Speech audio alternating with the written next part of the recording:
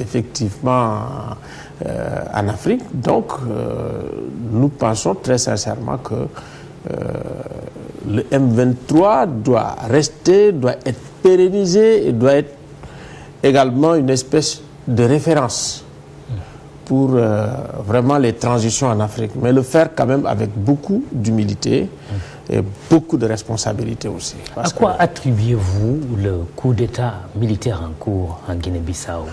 Écoutez, cette fois-ci, Bissau est très spécial. C'est un pays effectivement qu'il faut surveiller comme du lait sur le feu.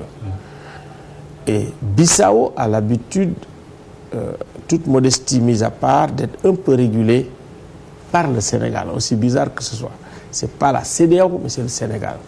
Depuis Senghor, Abdou Diouf et Abdoulaye Wade, qui a bien régulé. Et il me semble, d'après mon analyse, que la période de turbulence que nous avons traversée avec les élections et le décès, disons, prématuré de Malam Bakay Sagna, les choses se sont passées un peu sans que le Sénégal y mette son nez. Et il est absolument important, et ça c'est vraiment pour Macky Sall, qu'on s'occupe très sérieusement de la Guinée-Bissau, du fait des relations d'histoire, des relations de géographie, et j'ai dit des relations de sang. La plupart des élites bissau-guinéennes ont été fermées soit à Ziguinchor, soit à Dakar. La plupart d'entre eux. La plupart des gens qui parlent français. Donc, ce qui est arrivé parce qu'il n'y a pas eu assez d'anticipation de la part de la CEDEAO. D'ailleurs, il faut absolument quand même le dire, le représentant de la CEDEAO, on se demande à quoi il sert. L'UNOCBIS n'a pas fonctionné correctement. Moi, j'ai vu quand même depuis 2000, nous nous occupons de la Guinée-Bissau. En 2003, il y avait quand même une grande dame qu'on appelle Mbam Diarandouré, qui était à l'UNOCBIS, et c'était bien régulé. Il faut rendre justice pour une fois à Wade, quand même qui était le grand régulateur de la Guinée-Bissau. Vous pensez sur que cette là, question, il a fait un bon bilan? Ah non, sur la Guinée-Bissau, oui, il faut quand même reconnaître que Wade a fait un coup de maître. Donc, régulation à la fois de la classe politique, régulation militaire, franchement, ça a été impeccable. Et il faut que Macky continue cela.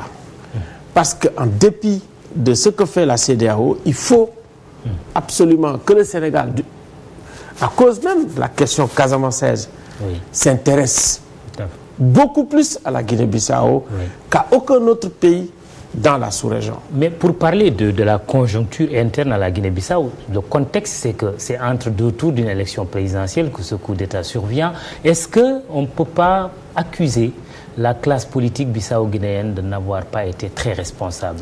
Je suis totalement d'accord.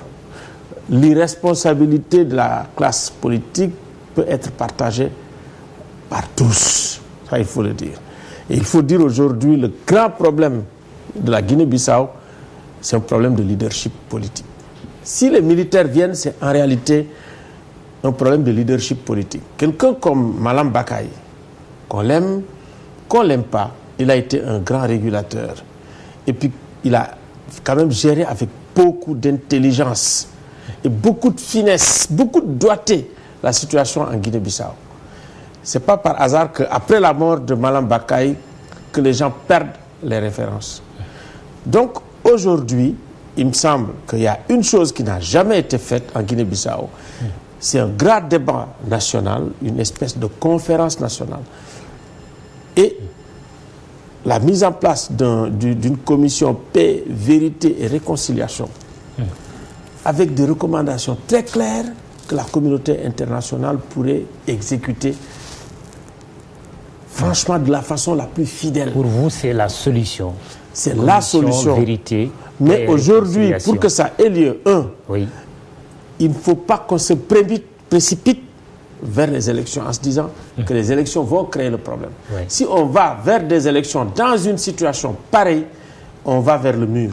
Qu'est-ce qu'il faut faire? Une solution à la malienne, Amadou Toumani Touré qui est quand même victime d'un coup d'État militaire, on l'évacue, on met le président de l'Assemblée comme président par intérim, un gouvernement va être formé s'il ne l'est déjà. Est-ce que c'est une solution à la malienne que vous préconisez pour la Guinée-Bissau en attendant l'organisation d'élections nouvelles? De notre point de vue, il faut restaurer les institutions de la Guinée-Bissau. Il faut libérer immédiatement le président par intérim, libérer le Premier ministre, libérer le chef d'état-major général des armées. Il faut absolument les libérer. On ne peut pas avoir un débat inclusif avec ces gens en prison. De deux, il faut aujourd'hui un grand débat national et avoir des recommandations très claires, mais que ce débat soit accompagné et par les Nations Unies et par la CEDEAO. Et que s'il y a des recommandations très claires, que vraiment qu'on les exécute, qu'on mette les moyens. La Guinée-Bissau n'est pas un pays pauvre, c'est un pays extrêmement riche. Quel que soit d'ailleurs le côté par lequel vous le prenez, il y a du pétrole, il y a de la bauxite, il y a du gaz. Et sur le plan écologique, franchement, il y a des zones, surtout dans les îles Bidjagos, qui sont intactes. Donc, il y a quand même des raisons de faire de l'investissement dans la Guinée-Bissau.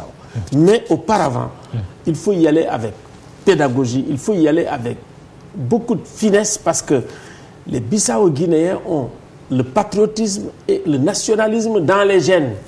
C'est ça, et c'est pas pour rien que l'Angola a été une pomme de discorde. C'est pas pour rien qu'ils viennent de fermer les frontières parce que le Portugal a dit, bon écoutez, nous allons venir prendre quand même les Portugais, mais ils viennent avec un avion militaire et tout. Donc ils vont fermer les frontières. Donc il me semble qu'il faut absolument que la CEDEAO, quand elle veut aborder la question de la Guinée-Bissau, qu'elle y intègre des gens qui connaissent le terrain, qui connaissent également la psychologie de la Guinée-Bissau. Parce que quand même c'est une société acéphale et puis égalitaire. Donc, il y a énormément de phénomènes et d'éléments culturels qui permettent de comprendre pourquoi nous avons, par récurrence, des têtes qui tombent, que ce soit des têtes politiques ou des têtes militaires. C'est une société qui a du mal à avoir un chef. Absolument. C'est pour ça que j'ai dit même aujourd'hui à quand même quelqu'un qui connaît bien la Guinée-Bissau, je pense qu'il faut réduire le mandat à 4 et le multiplier par 2, parce que personne n'arrive à faire des mandats de 5 ans. Aline Tine, je vous remercie. Nous sommes rattrapés par le temps. Merci d'être venu sur le plateau de l'Incontournable. C'est la fin pour ce soir. Rendez-vous demain avec Khalifa.